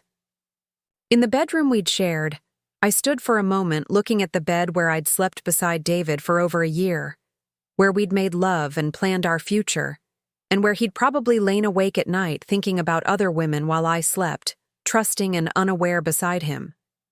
The thought should have broken my heart, but instead it just made me feel tired. Take your time, Rachel said softly, recognizing that I was processing something. I keep waiting to feel devastated, I said. I keep expecting to break down crying, or feel like my world is ending. But mostly I just feel empty, like I'm cleaning out a house where someone I used to know lived. Emma appeared in the doorway with another empty box. That's probably shock. The emotional impact might hit you later. Or maybe, I said, pulling my favorite sweater from the closet we'd shared. I've been grieving this relationship for months without realizing it. Maybe part of me already knew something was fundamentally wrong, and last night just confirmed what I'd been feeling but couldn't put into words. As I packed the last of my personal items, I found myself thinking about all the small moments over the past few months when I'd felt disconnected from David, when I'd sensed that he was somewhere else even when he was sitting right beside me. The way he'd started checking his phone constantly, even during conversations. The way he'd stopped asking about my work or my day. The way our physical intimacy had become perfunctory, like something he was doing out of obligation rather than desire. I think I knew, I said aloud, more to myself than to Rachel and Emma. I think I knew something was wrong, but I was so invested in the idea of our future together that I convinced myself to ignore my instincts. That's incredibly common, Emma said, her social worker training evident in her response. People often sense when their partners are pulling away or being deceptive, but they second-guess themselves because they want to believe in the relationship they thought they had. We loaded the last box into the moving truck just as a car pulled into the driveway. My heart rate spiked when I recognized David's silver sedan, and I felt a surge of anger that he'd come home early and potentially complicated what should have been a simple extraction of my belongings. David got out of the car looking like he hadn't slept at all, his usually neat appearance disheveled, and his eyes red-rimmed with exhaustion, or tears or both. He stopped short when he saw the moving truck and the three of us standing in his driveway, his face cycling through emotions too quickly to track. "Sarah," he said, his voice hoarse. "I've been trying to reach you all day. We need to talk." "No, we don't," I said firmly. "I'm getting my things and then I'm leaving. There's nothing to discuss." "Please," he said, taking a step toward me before noticing that Rachel and Emma had moved to flank me protectively. "Just give me 5 minutes to explain what really happened with Jessica. There are things you don't understand about that situation." "David, I understand perfectly," I said. "You've been cheating on me with multiple women while we planned our wedding. You've been lying to me for months. You were planning to marry me and then divorce me after the honeymoon so you could be with Jessica. What part of that do you think I've misunderstood?" David's face crumpled, and for a moment I thought he might actually collapse right there, in the driveway. "Those text messages Jessica showed you, they're taken out of context. I was confused and scared about getting married, but I never actually meant those things I said." "You never meant them?" I repeated, incredulous. "David, you told another woman you loved her while you were engaged to me. You complained about feeling trapped in our relationship. You made plans to end our marriage before it even started. What context could possibly make any of that acceptable?" "I was having a panic attack about commitment," he said desperately. "Men sometimes say stupid things when they're feeling pressured about major life changes, but I never actually intended to go through with any of it." Rachel stepped forward, her lawyer instincts kicking in. "David, you might want to stop talking. Anything you say right now could potentially be used against you if Sarah decides to pursue legal action." "Legal action?" David's voice cracked. "Sarah, what legal action? We were never married." "Fraud," Rachel said coolly. "Intentional infliction of emotional distress. Breach of promise. There are several potential claims depending on what Sarah decides she wants to pursue." I looked at my sister with surprise. I hadn't mentioned anything about legal action, but I could see that she was using the possibility as a way to make David think twice about continuing to harass me. "I don't want to pursue legal action," I said. "I just want to move on with my life without having to deal with any more lies or manipulation." David's shoulders sagged with relief, but then he seemed to realize that my statement hadn't actually offered him any hope of reconciliation. "Sarah, what can I do?" he asked, and his voice was raw with desperation. "What can I do to fix this? To prove that you're the one I really want to be with?" "Nothing," I said simply. "There's nothing you can do, David. You've shown me who you are, and I believe you. The person who could do what you've done to me isn't someone I want to spend my life with." But I love you, he said, and tears were openly running down his face now. I've loved you since the day we met. Everything that happened with Jessica and the other women, it doesn't change how I feel about you. Love, I said, tasting the word like something bitter. David, if this is what your love looks like, then I don't want it. If your love means lying to me while I plan our wedding, if your love means telling other women you wish you'd never proposed, to me, if your love means planning to marry me as a convenience and then divorce me when it becomes comfortable to do so, then your love is worthless to me. David made a sound that was somewhere between a sob and a wail, and despite everything he'd done to me, I felt a flicker of sympathy for him. He looked genuinely devastated, like someone who'd just realized he'd thrown away the most important thing in his life for reasons he couldn't even explain to himself. But sympathy wasn't the same as forgiveness, and devastation wasn't the same as change. David might genuinely regret his choices now that he was facing their consequences, but that didn't mean he was capable of becoming the kind of partner I deserved. I'm going to go now, I said. Please don't contact me again.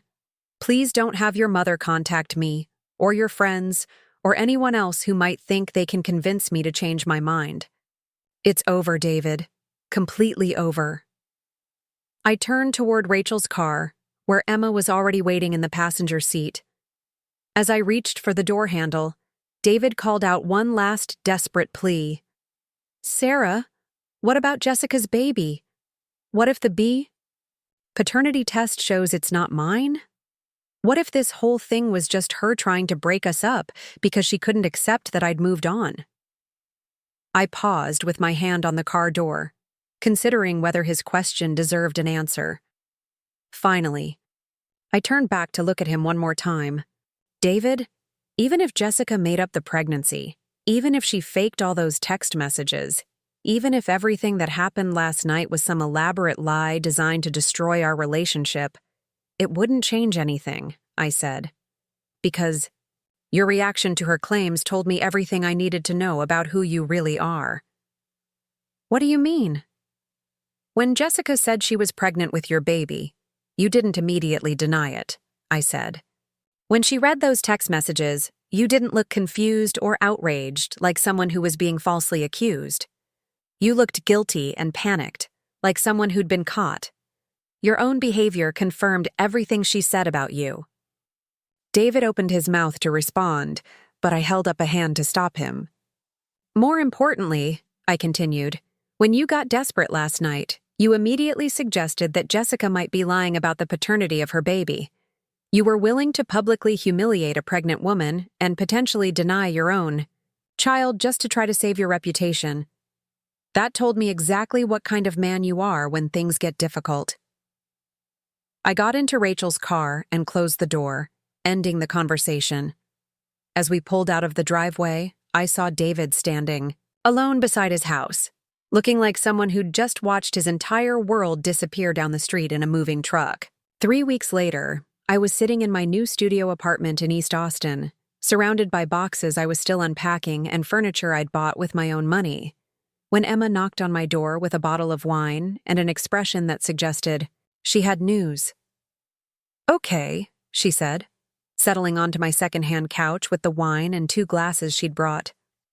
I debated whether to tell you this, but I decided you'd want to know. Please tell me David isn't trying to contact me through you, I said, accepting a glass of wine gratefully. No, it's not about David directly. It's about Jessica. Emma paused, clearly choosing her words carefully. The paternity test results came back. I felt my stomach clench, even though I'd told myself repeatedly that the results didn't matter, that they wouldn't change anything about my decision to end my engagement. And? The baby isn't David's, Emma said quietly. Jessica admitted that she'd been seeing multiple men around the time she got pregnant, and she wasn't actually sure who the father was. She apparently chose David because she thought he was the most likely to leave you and come back to her. The wine glass slipped from my fingers, hitting the hardwood floor with a sharp crack, and sending red wine splashing across my new rug. But I barely noticed, because Emma's words were echoing in my head like a thunderclap. "She lied," I said, my voice barely above a whisper.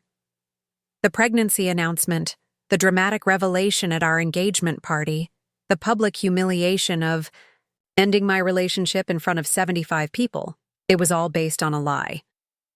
"I'm so sorry, Sarah," Emma said, grabbing paper towels from my kitchen to clean up the spilled wine. "I know this must be incredibly difficult to process." But as Emma cleaned up the mess and I sat staring at my stained rug, I realized that what I was feeling wasn't the devastation I would have expected. Instead, I felt a strange sense of vindication, as if the universe had confirmed something I'd known but couldn't articulate. "You know what's funny?" I said, as Emma sat back down beside me. "Learning that Jessica lied doesn't make me feel like I made a mistake in leaving David. It makes me feel even more certain that I made the right choice." Emma looked at me with surprise. "Really? You're not angry that your engagement ended because of a lie?" "My engagement ended because David spent months cheating on me with multiple women," I said firmly. "Jessica's pregnancy might have been the catalyst for the truth coming out, but it wasn't the reason for the truth itself. David really did send those text messages. He really did have affairs. He really was planning to marry me while wishing he was with someone else." I stood up and walked to my living room window, looking out at the city lights of Austin twinkling in the distance. My new apartment was smaller than the house I'd shared with David, and the neighborhood was grittier, but it felt like home in a way that place never had. "More importantly," I continued, "David's reaction to Jessica's claims showed me exactly who he is under pressure. When things got difficult, he was willing to deny paternity of a child he thought might be his. He was willing to throw Jessica under the bus to try to save his relationship with me. He showed me that when push comes to shove, he'll say whatever he thinks people want to hear, regardless of whether it's true or whether it hurts other people." Emma nodded slowly. "So you're saying that even though Jessica's pregnancy was a lie, it revealed truths about David that you needed to know?" "Exactly," I said. "And it revealed truths about me too. It showed me that I'm stronger than I thought I was, that I can trust my instincts even when everyone around me is suggesting I should ignore them, that I'm capable of walking away from something that looks good on paper but feels wrong in practice." Over the following months, as Austin moved through summer into fall, I threw myself into rebuilding my life with an energy and focus that surprised me. My design business flourished as I poured my creativity into projects that excited me rather than splitting my attention between work and relationship maintenance. I made new friends through professional networks and community organizations, people who knew me as Sarah the graphic designer rather than Sarah who used to be engaged to David Chen. I heard occasional updates about David and Jessica through mutual friends.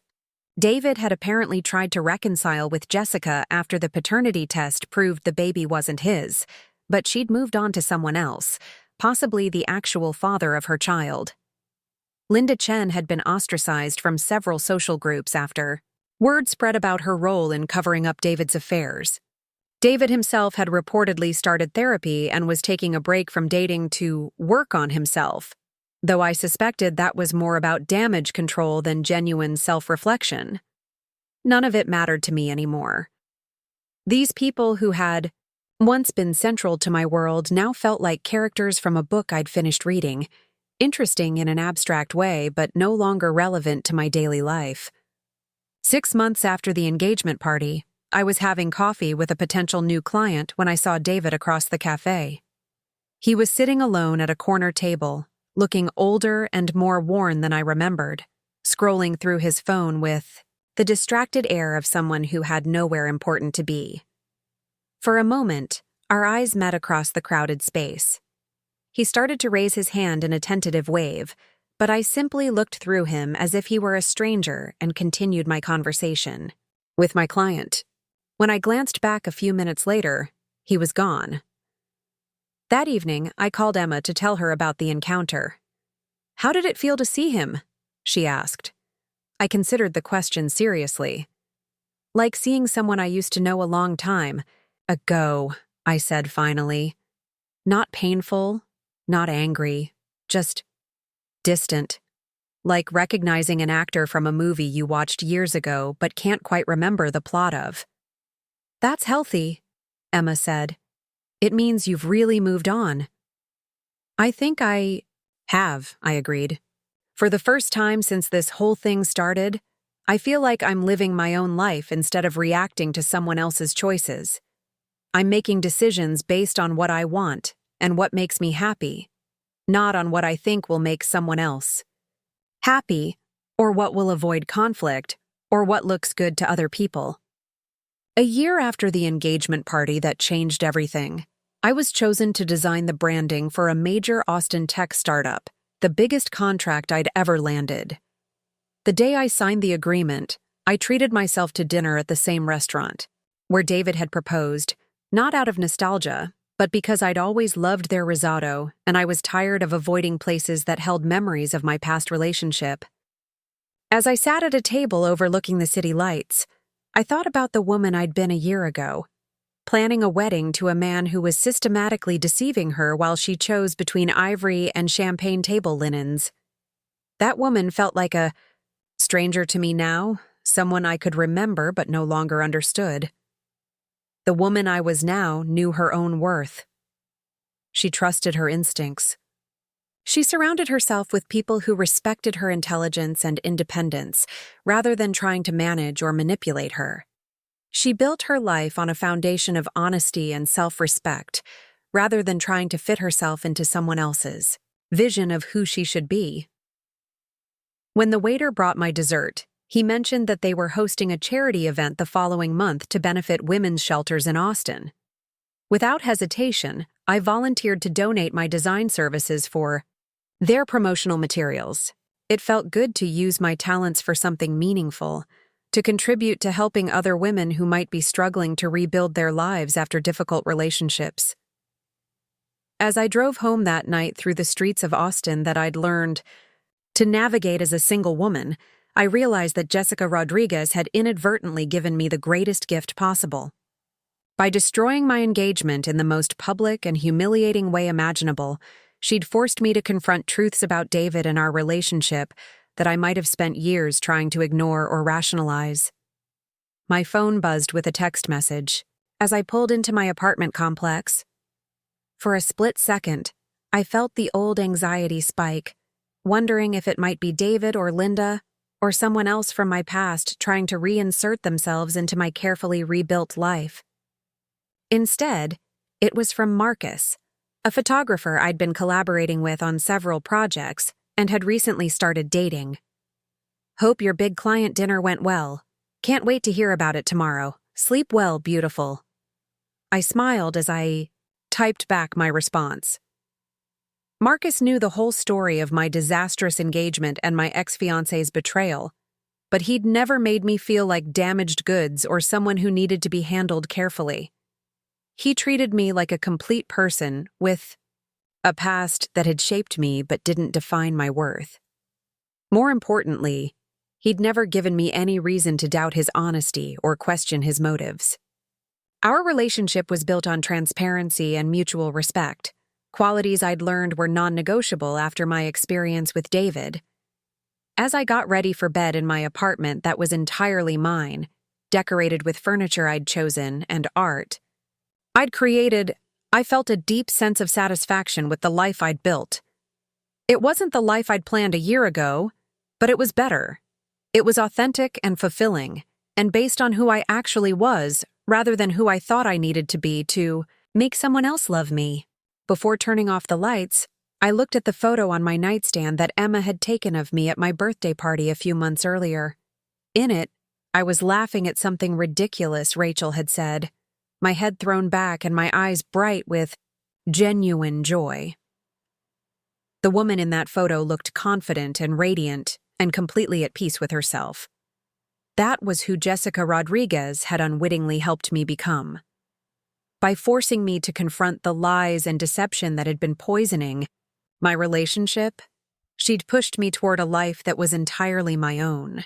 I would never thank her for the way she'd done it, but I could acknowledge that the end result had been exactly what I needed, even if I hadn't known it at the time.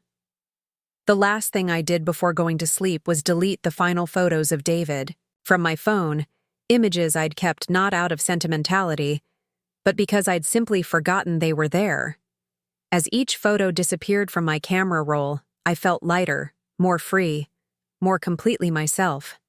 Tomorrow would bring new projects, new possibilities, new chances to build something meaningful with people who deserved my trust. The past was finally and completely behind me, and the future stretched ahead like an open road with no destination except the one I chose for myself. And for the first time since that devastating night at the Riverside Country Club, I was excited to see where that road would take me. Up next, you've got 2 more standout stories right on your screen. If this one hit the mark, you won't want to pass these up. Just click and check them out.